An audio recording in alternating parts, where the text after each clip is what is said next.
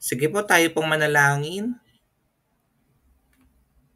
Lord God, salamat Panginoon sa oras na ito na kami po ay magkakasama. Dalangin po namin, O Jesus Christ, na gabayan niyo po kami sa aming pag-aaral ninyo po mga salita. Dalangin po namin, Lord God, na yung gabay, yung patnubay na nagagaling sa inyo, ibisto niyo po sa amin right now. Marami po kaming matutunan, ma-apply po namin ito in our daily lives. And we pray, Lord God, na patuloy nga na kayo po ang siyang madakilang maparangalan sa pangalan ni Jesus. Amen. Sa ating pong topic 170, ang pag-aaral po natin tonight, consumed by His will. So yung main text po natin, kukuhanin natin sa Hebrews chapter 12, verses 28 to 29. Ito po yung sabi ng salita ng Diyos sa English. Therefore, since we are receiving a kingdom that cannot be shaken, let us be thankful and so worship God acceptably with reverence and awe, for our God is a consuming fire. Sa Tagalog, kaya magpasalamat daw tayo sa Diyos sapagkat tumanggap tayo ng isang kahariang hindi nayayanig. Sambahin natin ang Diyos sa paraang kalugod-lugod sa Kanya, may paggalang at pagkatakot, sapagkat tunay nga ng ating Diyos ay apoy na tumutupok. Yan. So ito po yung verse na pag-aaralan po natin tonight in accordance to the theme ng Panginoon na binigay sa atin na made to worship. Sabi ko dito sa ating introduction, every day we are faced with choices. 'Di ba totoo? Even yung pag-attend natin ng Bible study tonight, although you were invited, binigyan ka ng link, pero it's your choice. May mga choices tayo na maliliit at meron mga choices na life-altering, 'di ba? So minsan kailangan may mga major decision tayong kailangan gawin, meron din naman na mga minor decisions na ginagawa on a daily basis. Often, these decisions reveal a deeper tension between God's will and man's will. 'Di ba minsan gano'n, lagi lang naman dalawa yan maglalaban. Ito ba'y kalooban ng Diyos or sarili kong kagustuhan? In moments of uncertainty, we may be tempted to take control. 'Di ba? Lalo na pag hindi mo alam, you're not certain, meron ka mga doubts, 'di ba? So, minsan hindi na natin kino-consult si Lord. Tayo na lang yung dumidiskarte ng sarili. Nagde-decide tayo on our own. We act on impulse, 'di ba? Or we pursue what seems logical. Lalo na most of my attendees here, 'di ba? Kayo mga engineers, ayan mga nag-aaral. So minsan ginagamit natin yung sarili natin na karunungan to decide.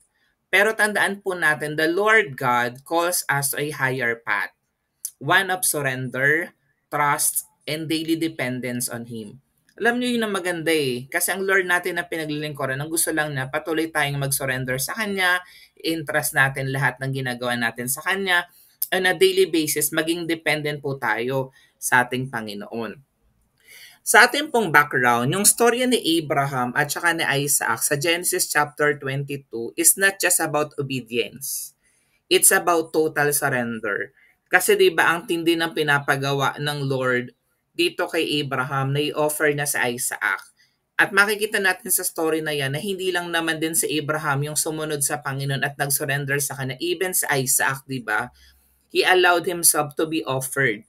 Kasi syempre, alam naman niya na kailangan na merong ihahandog pero wala silang dala na ihahandog. So natunugan niya na yon, alam niya na siya yung i-offer sa Panginoon. But to fully grasp the weight of Abraham's test, we must rewind to Genesis chapter 16 and 17. Kasi in Genesis 22, ito na nga yung testing of faith, 'di ba? Na talagang pinakita ni Abraham yung kanyang faith sa ating Panginoon. Pero may nangyari pa niyan sa Genesis chapter 16 and 17.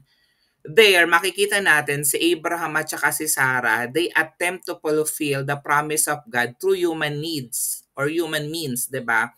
Resulting in the birth of Ishmael. Kahit na may pangako ang Lord kay Abraham, dumiskarte sila ng sarili, 'di ba? Inoffer ni Sarah yung kanyang katulong na si Hagar na sipingan si Abraham para magkaroon sila ng anak, 'di ba? At yun na nga po si Ishmael. Yet God in His sovereignty reaffirms that His promise will come through Isaac, wherein si Isaac na yung child of promise. This sets the stage for the ultimate test. Would Abraham now trust God's will even when it seemed to contradict everything he hoped for? 'Di ba? So makita natin na may magandang plano ang Lord. Again, in God's perfect time. Pero ang ginawa nga dito ni Sarah at ni Abraham, dumiskarte sila ng sarili nila na hindi naman kalooban ng Lord. Pero yung pangako ng Diyos para kay Abraham at saka kay Sarah, nangyari pa rin, di ba? It come to pass. Sabi dito, no, but Sarah your wife shall bear you a son and you shall call his name Isaac, and I will establish my covenant with him for an everlasting covenant for his offspring after him. At yun nga, dahil sa maling desisyon na ginawa ni Abraham at saka ni Sarah, alam naman po natin na pinalayas nila si Hagar at saka si Ishmael. Pero again, yung pangako ng Lord nangyari nung isinilang na nga po sa Isaac. So meron po akong tatlong points na gustong iponder at ishare po sa atin tonight regarding dun sa binasa po natin na main verse. Yung point 1 po natin, man's will seeks control. Yan, 'di ba? Katulad ng nangyari sa Genesis chapter 16 verses 1 to 5. Sabi dito, si Hagar at saka si Ismael, hindi magkaanak si Sarai na asawa ni Abram. Take note ha, wala pa ditong H kasi ibig sabihin po nung H doon sa panglimang letra, ibig sabihin nun grace. Kaya po right after that pinalitan yung Abram ginawang Abraham. So merong H, 'di ba, panglima. And then si Sarai ginawang Sarah. Panglima din yung H, ibig sabihin po noon Grace. Ngunit mayroon siyang aliping babae na taga-Ehipto ng pangalan ay Hagar. Sinabi niya, Abram, dahil pinagkaitan ako ni Yahweh ng anak, ang alipin kong sipingan mo. Baka sakali magkaanak siya para sa akin. At yun nga, nakakalungkot, pumayag si Abram sa sinabi ni Sarai. At ipinaubaya nga ni Sarai sa kanyang asawa si Hagar upang maging asawang lingkod. 10 taon na si Abram na naninirahan sa Kanaan nang ito'y nangyari. Matapos sipingan ni Abram si Hagar, nagdalang tao nga ito. Subalit nagmalaki si Hagar at hinamak nito si Sarai. Dahil dito sinabi ni Sarai kay Abram, ikaw ang dahilan ng paghamak ni Hagar sa akin. Alam mong ako ang nagkaloob sa iyo ng alipin kong ito. Bakit niya ako hinahamak ngayong siya'y nagdadalang tao?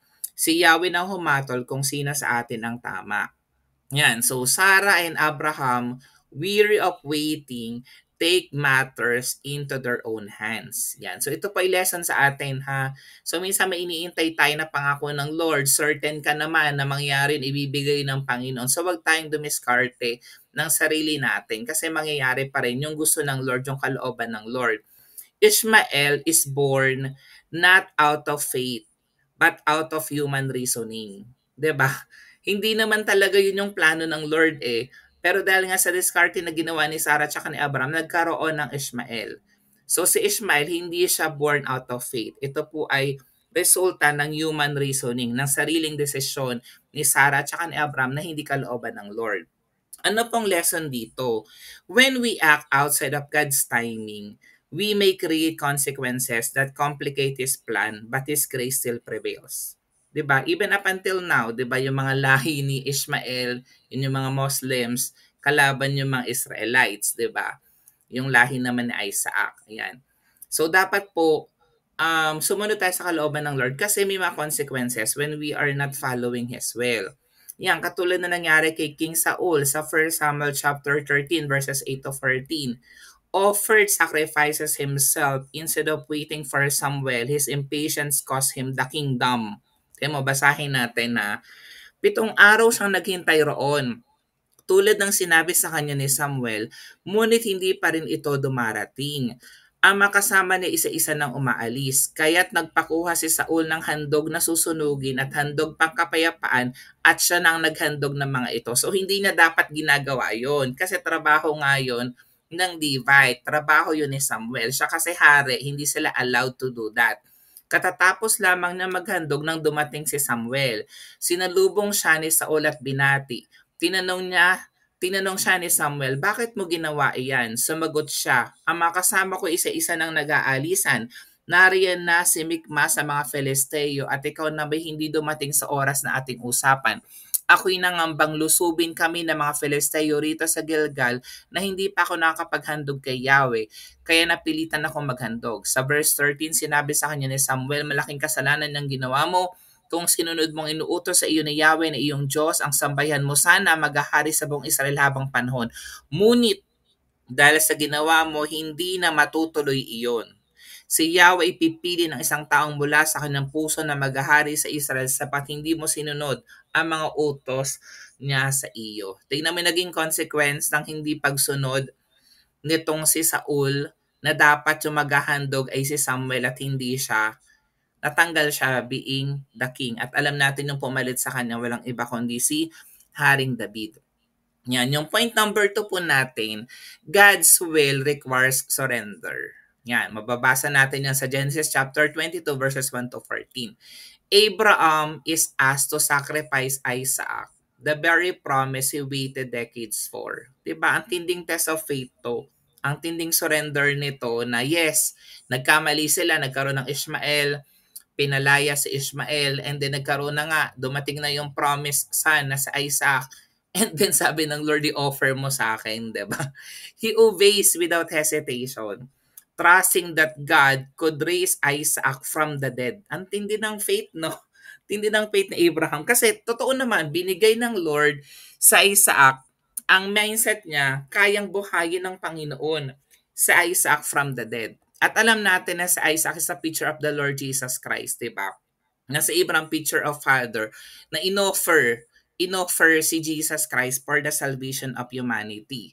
Diba? Dito sa Hebreo 11:17 to 19, nang subukin ng Diyos si Abraham, pananampalataya din ang nag-udyok sa kanya na ialay si Isaac bilang handog sa Diyos.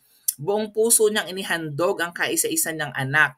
Gayong ipinangako sa kanya ng Diyos na kay Isaac magmumula ang magiging lahi niya. Tingnan mo, ibig sabihin naniniwala talaga pa rin dito sa Abraham na kahit i-offer na sa Isaac, alam niya na muling bubuhayin sa Isaac kasi nga yung promise ng Lord magmumula kay Isaac yung magiging lahi niya, 'di ba? Naniwala siya na kaya ng Diyos na mabuhay ng patay.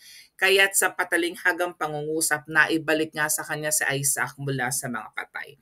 At alam naman po natin yung nangyari, 'di ba? Na pinigil ng Lord na i-offer sa Isaac at merong ram na ginawang available ng Lord to be an offering instead of Isaac. Ang lesson po dito, God's will often requires us to lay down what we love most, trusting that He is faithful. Minsan may ganyan. Yung pinaka mahal natin, pinaka gustong gusto natin. So minsan tinetest ng Lord na kaya ba natin i-surrender yon sa Kanya, di ba? An example nito is Jesus in Gethsemane, di ba? Sa Luke chapter 22 verse 42, anong sabi ni Jesus? Not my will, but yours be done. Sabi niya, Ama, kung loloobin mo, ilayo mo sa akin ang kopang ito. Ngunit huwag ang kalooban ko ang masunod, kundi ang kalooban mo. At alam natin yung nangyari yung kalooban ng Diyos Ama, di ba? Na si Jesus Christ namatay talaga sa cross, and after 3 days, He rose again from the dead. And yung last point ko po tonight, point 3, God strengthens the fully committed. At yan po tayo, naniniwala ko na tayong lahat, tayo pa'y fully committed sa Panginoon. The Lord God searches for hearts fully committed to Him, not half-hearted obedience. Sabihin ng half-hearted, kalahati. So may mga times na susunod ka, may mga times na pag hindi mo feel, hindi ka susunod, wala ka sa mood, hindi ka magpa-follow kay Lord. Trials refine us, burning away pride, self-reliance, and sin. So, kailangan makita natin doon yung strength na nanggagaling sa Lord para magawa natin kung anong gustong ipagawa ng Lord sa atin. Sa 2 Chronicles 16:8-9, sabi dito, mas malaki ang mga hukbo ng mga taga-Ethiopia at mga taga-Libya. Napakarami nilang karawahe at mga mangangabayo, ngunit ibinigay sila sa iyo ni Yahweh sapagkat sa kanya ka nagtiwala. Maganda, no?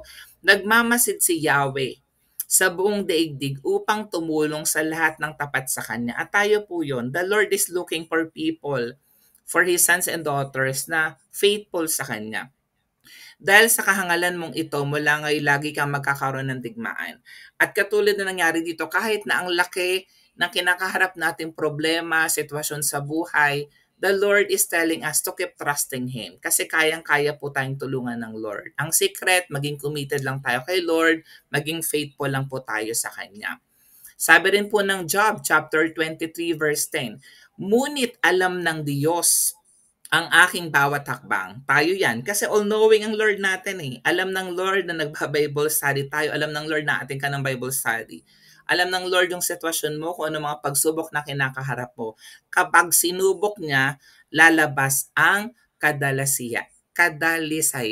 So, ibig sabihin, ginagamit ng Lord, nire-refine tayo eh. Parang katulad ng gold, diba? Nire-refine through fire para mas maging dalisay pa. So, ganun din yung pananampalataya natin kay Lord. Pinapadaan tayo sa mga trials, sa mga testings of faith, para lalong tumibay ang ating pagtitiwala, ang ating pananampalataya sa Kanya. So, ang lesson po dito, when we surrender, we don't lose. Yung maganda, 'di ba? Hindi katulad sa digmaan, sa labanan, 'di ba? Ang isip nila, kapag sumuko ako, talo ako. Pero dito, kapag sumurrender tayo kay Jesus Christ, we are purified and we are made stronger. 'Di ba? Na kapag may dumating pa uling mga pagsubok ng buhay, kayang-kaya na natin siyang mapagtagumpayan. Kasi nga alam natin na yung bigger God natin, natulungan tayo to overcome yung mga pinagdaanan natin. So kaya niya rin yung ulitin and much more pa na tayo itulungan sa mga parating pang pagsubok ng buhay. Katulad ni Job, kahit na siya po ay na-test, 'di ba, na-test yung kanyang faith. Alam natin yung storya ni Job, 'di ba, namatay yung kanyang asawa, mga anak, 'di ba, yung kanyang pinagkakakitaan, nagkaroon siya ng matinding sakit at karamdaman, 'di ba? Pero still emerged as gold because he trusted God's process. So ganun din, lahat naman tayo, nasa proseso po tayo. Lahat po tayo ay nire-refine, binabago ng Lord, tinuturuan ng ating Panginoon. Yan. So sa ating conclusion, always remember, God's will is not always easy. Pero kahit na hindi siya madali, it is always good. 'Di ba? Abraham's journey shows us that faith is not just believing in God's promises. It's trusting His process. 'Di ba? Kasi alam mo naman may pangako ang Lord, naniniwala ka doon, pero dapat magtiwala ka sa proseso. Paano kung 10 taon pa bago mangyari? 5 years pa bago mangyari? So magtiwala tayo sa Panginoon. When we surrender our will, we make room for His glory to consume everything that is not of Him. Kasi nang gusto ng Lord, kaya nga kalooban ng Panginoon. Hayaan natin na si Jesus Christ yung naka-enthroned sa puso at kalooban natin, so that in our decision making, alam natin na yun ay kalooban ng Panginoon. So hayaan natin na i-consume po tayo ng ating Panginoon. So how are we going to apply? Reflect. Where in your life are you still holding on to your own will? 'Di ba? Alam mo yung sa sarili mo na meron pa ring bagay or decision ka or ginagawa ka na hindi mo pa rin pinapasakop sa Panginoon. Sarili mo pa rin discard ang ginagawa mo. Repent. So you have to ask God to forgive kung anong area yan where you've acted out of fear or control. Kasi alam natin yung opposite ng faith, fear, 'di ba? Alam natin the Lord is always in control. So magtiwala ka sa Panginoon. Kung may mga area ng buhay mo na hindi mo pa rin ipinagkakatiwala kay Lord, natatakot ka, so ihingi raw natin yun ng tawad sa Panginoon and allow the Lord to work in us. And then rely. So we have to commit to daily dependence on God through prayer, word, katulad ng ginagawa natin. So at least maging committed tayo sa ating Bible study and obedience. Di ba? Nagpe-pray tayo, nakikinig tayo ng salita ng Diyos. More than that, we are applying kung aning natututunan natin ng salita ng Panginoon. So ang challenge po sa atin tonight, let God consume your will so His glory can consume your life. Tayo pong manalangin. Lord, salamat o Jesus Christ sa mga salita na aming napakinggan. Salamat Lord na patuloy po kaming ini-encourage, ini-empower, Panginoon, na magawa po namin, Lord Jesus Christ, yung inyong kalooban sa bawat isa sa amin, Lord. Alam namin na maraming trials, testings of faith, pero Lord, alam namin na kapag kami nagtiwala sa inyo, patuloy niyo po kaming sasamahan at gagabayan. Kaya Lord, salamat po sa inyong papurit pagsamba sa pangalan ni Jesus. Amen.